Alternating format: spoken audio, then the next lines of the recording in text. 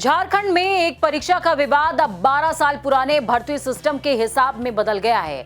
जी हां, सवाल सिर्फ जेएसएससी सीजेएल का नहीं है, सवाल सिर्फ 14वीं जीपीएससी परीक्षा का भी नहीं है।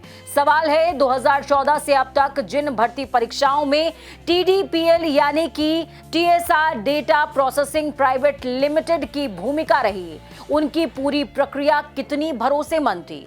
नमस्कार, आप देख रहे हैं प्राइम न्यूज का डिजिटल प्लेटफॉर्म। मैं हूं आपके साथ पूजा मोहन पांडे।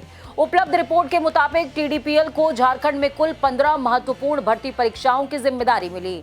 इनमें 10 जेपीएससी और 5 जेएसएससी की परीक्षाएं शामिल हैं। यानी 2 साल की कहानी नहीं है, 2014 से 2026 तक का करीबन 12 साल का सवाल है। और अब सरकार ने टीडीपीएल से जुड़ी परीक्षाओं, उनके परिणाम और नियुक्तियों को रद्द करने का बड़ा फैसला लिया है। सरकार ने 2014 के बाद की प्रक्रियाओं में संभावित अनियमितताओं की गहराई से जांच की बात भी यहां पर कही है और साफ तौर पर कहा है कि अनियमितता पाई जा रही है।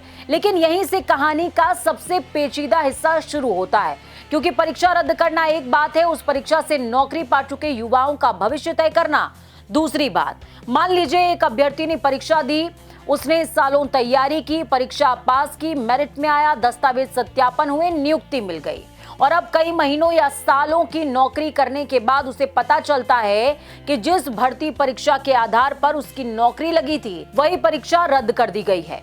तो सवाल है, उसकी गलती क्या है? अगर पूरी प्रक्रिया में गड़बड़ी हुई थी तो दोषी कौन है?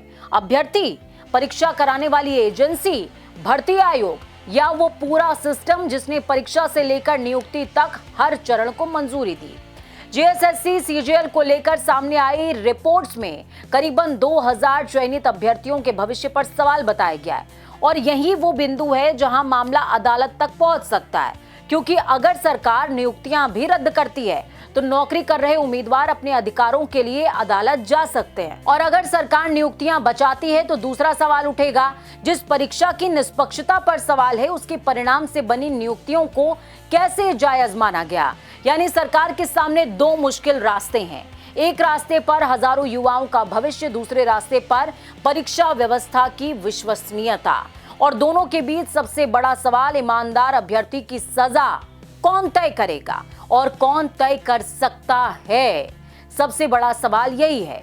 अब जरा 12 सालों के इस डेटा को भी समझ लीजिए। टीडीपीएल से जुड़ी 10 जेपीएससी परीक्षाओं में संयुक्त सिविल सेवा की अलग अलग परीक्षाएं, सिविल जज, assistant public prosecutor, inspector of factories, project manager, boiler inspector और जेईटी जैसी परीक्षाएं शामिल बताई गई हैं। तो वहीं 5 जेएसएससी परीक्षाओं में जेजीजीएलसीसीई यानी कि ग्रेजुएट लेवल परीक्षा, तकनीकी विशिष्ट स्नातक स्तरीय परीक्षा, फील्ड वर्कर, वन रक्षक, पीजीटी शिक्षक भर्ती जैसी परीक्षाएं शामिल हैं। अब सोचिए, इन परीक्षाओं में कितने युवाओं ने आवेदन किया होगा, कितने लोगों ने फीस भरी होगी, कितनों ने सालों तैयारी की होगी, कितने परीक्षा केंद्रों तक पहुंचे होंगे और कितनों के रिजल्ट आए होंगे, कितने चयनित हुए होंगे और कितने आज भी नौकरी की उम्मीद में बैठे होंगे।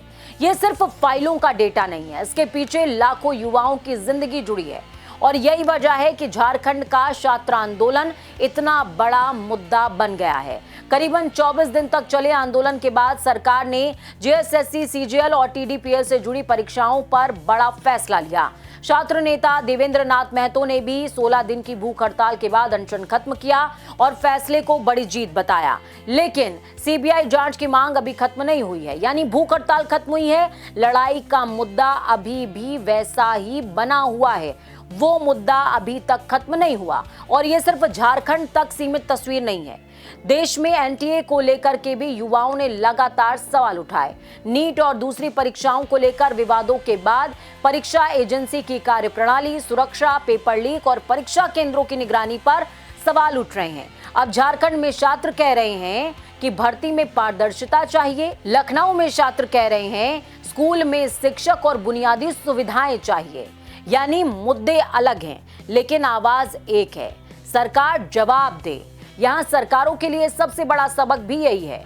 आज का युवा सिर्फ वोटर बिल्कुल नहीं है, वो परीक्षार्थी है, नौकरी का दावेदार है और अपने भविष्य का मालिक भी है।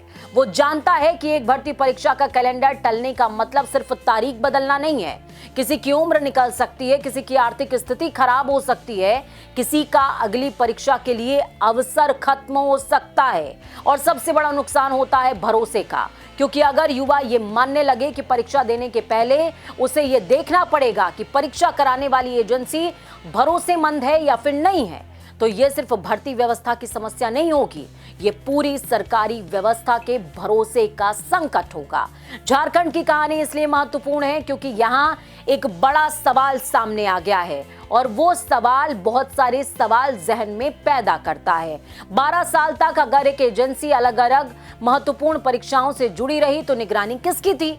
अगर आज अनियमितता की जांच हो रही है तो सवाल ये भी होना चाहिए कि पहले शिकायतें क्यों नहीं सुनी गईं, पहले जांच क्यों नहीं हुई और अगर गड़बड़ी साबित होती है तो जिम्मेदारी सिर्फ छात्र की क्यों हो जिसने ईमानदारी से परीक्षा दी। सरकार परीक्षा रद्द कर सकती है, नई परीक्षा करा सकती है, जांच बैठा सकती है, लेकिन एक चीज वापस बिल्कुल नहीं ला सकती, युवा की बीती हुई उम्र। इसलिए असली सुधार परीक्षा रद्द करने से तो बिल्कुल नहीं होगा।